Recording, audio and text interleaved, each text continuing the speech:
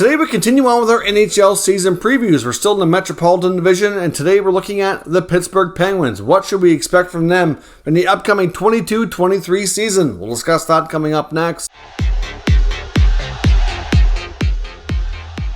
So welcome back to another video here at Top Shelf Hockey. As I mentioned, we have the season preview continues here in the Metro Division. Today we're looking at the Pittsburgh Penguins. Of course, it was a big offseason for Pittsburgh, basically bringing the band back together, so to speak, keeping a lot of their longtime Penguins in the lineup to give this chance for at least some of their top guys to finish out their careers together and see if they can't win one more Stanley Cup before it's all said and done. So if you're new to this series, first up, we're going to recap last year, take a look at some key team statistics, take a look at the recent playoff history, take a look at how the team has changed through the offseason, take a look at the prospect pool and see if there's any budding prospects that could jump up and make an impact this year. And we'll take a look at what to expect for their opening night lineup and take a look at how we think they're going to do this year. So first up, let's recap the 21-22 season. They were third place last year in the Metro, finishing with a record of 46, 25, and 11 for 103 points. I know for the last year or two, a lot of people were kind of writing off the Penguins, thinking it was going to be the year they were going to take a step back, and they still continued to defy those odds. As much as they have some key superstars getting older, they still have a good mix of players that are still in their prime years, still contributing, and they've been able to balance things out and remain very competitive, although the lack of playoff success we'll discuss here momentarily. Recently, of course, goals for last year, they scored 272 goals for 11th best in the league, so pretty solid. Goals against was 229 for 5th best, so nothing wrong with that. Really good there. Power play, even though it was 19th best, but it had a 20.2% success rate, which is still very respectable, so nothing really wrong there. And the PK was excellent, 84.4% for 3rd best. So this team was exceptionally good on the defensive end of the puck last year, which is not completely unusual for this team, but certainly as the offense kind of took a step backwards, the defense is really what held things together and allowed them to win more often than not last year. So certainly a pretty solid year overall. Of course, again, they go to the playoffs and they lose in the first round. This team has made the playoffs technically for 16 consecutive years, but they did lose in the qualifying round of 2020. I mean, they definitely qualified for playoffs based on the traditional standings and metrics that were used. Of course, that was a year that the season was interrupted due to COVID, came back at a qualifying round, and of course, they ended up losing to the Montreal Canadiens. So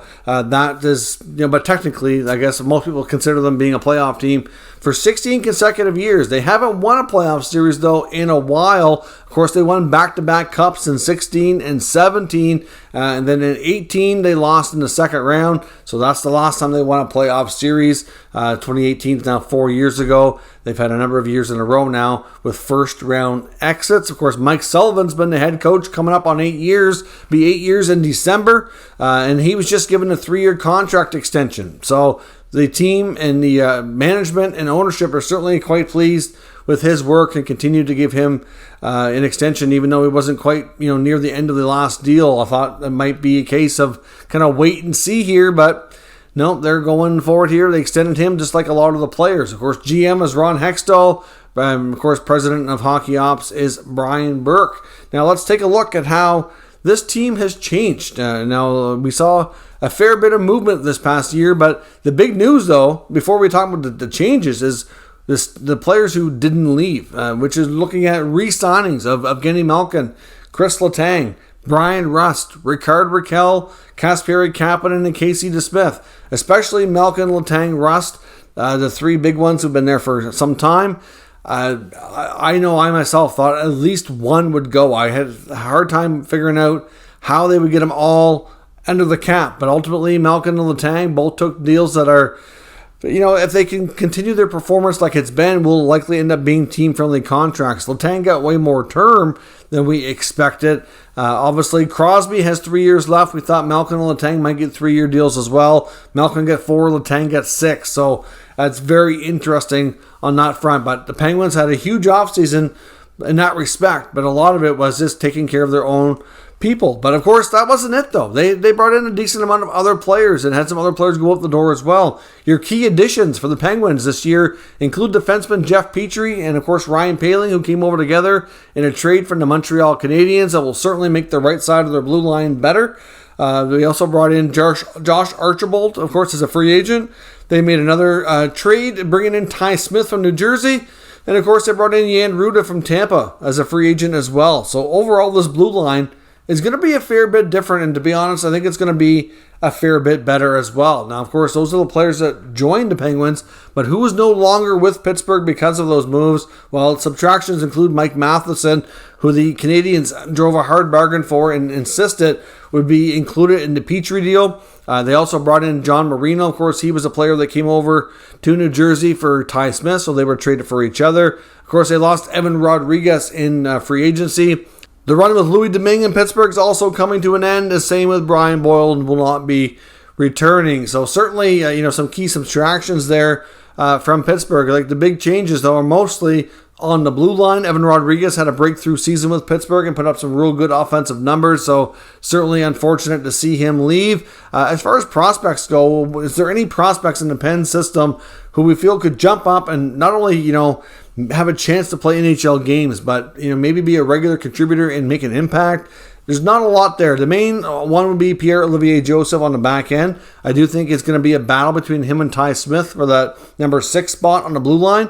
And I wouldn't even be shocked if Joseph is maybe a trade chip. After acquiring Ty Smith, I wonder if they might be higher on him than Joseph. And, certainly Joseph's a player who's, I think, ready for an NHL opportunity. And if he, doesn't get the opportunity to play a regular top 6 role in Pittsburgh, I honestly could potentially see a trade. Samuel Poulin, the 2019 first rounder, I can see him getting an opportunity. I don't think it'll be a regular opportunity, but I can certainly see him getting some games. Same goes for Philip Hallander. I wonder if he'll get some NHL games this year as well. But I don't think we're going to have any full-time rookies getting into the lineup to start the year. Of course, then your projected lineup going into the opening night would include Crosby, Gensel, and Russ likely being your top line. Of course, you got Malkin, Raquel, and Zucker likely being your second line, with Jeff Carter, Kasperi Kapanen, and Drew O'Connor likely making up your third line, with your fourth line likely being Teddy Bluger, Brock McGinn, and Josh Archibald. Of course, like I said, no guarantee that that's exactly the lineup, but that's my best guess on a projected forward group. On the back end, I would suggest you're going to see Chris Letang likely play with Brian Dumoulin.